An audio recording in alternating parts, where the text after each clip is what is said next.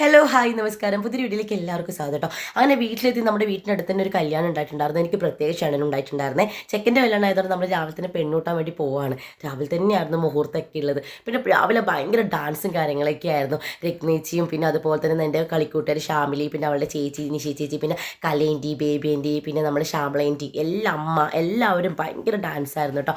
അതെല്ലാം കഴിഞ്ഞ് നമ്മൾ അവിടെ എത്തി 11:30-12 മണിക്ക് തന്നെ അവിടുത്തെ ഫുഡും കഴിച്ച് ബിരിയാണി ആയിരുന്നു. താലികെട്ടൊക്കെ എല്ലാം കഴിഞ്ഞ് നമ്മൾ കുറച്ച് പിന്നെ വീണ്ടും നമ്മൾ റിട്ടേൺ വരുത്തായി പെണ്ണിനെയും കൂട്ടിയിട്ട്.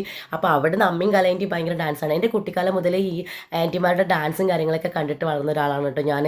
പക്ഷേ ഇപ്പോഴും ആ ഒരു വൈബിന് ഒരു മാറ്റവും. എന്തൊരു എനർജി ആയിട്ട് അവർ കളിക്കുന്നത്. ശരിക്കും പറഞ്ഞാൽ നമുക്ക് കുറച്ച് കളിക്കുമ്പോൾ തന്നെ കൊതക്കാൻ തുടങ്ങും. പക്ഷേ അവർ നല്ല എനർജി ആയിട്ടാണ് കളിക്കുന്നത് കേട്ടോ.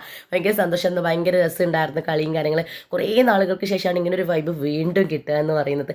പിന്നെ അതിൻ്റെ ക്ഷീണവും കാര്യങ്ങളൊക്കെ തീർക്കാൻ വേണ്ടി ഞങ്ങൾ ഇവിടെ എത്തിയ പാടന്നെ ഒന്നും നോക്കിയില്ല.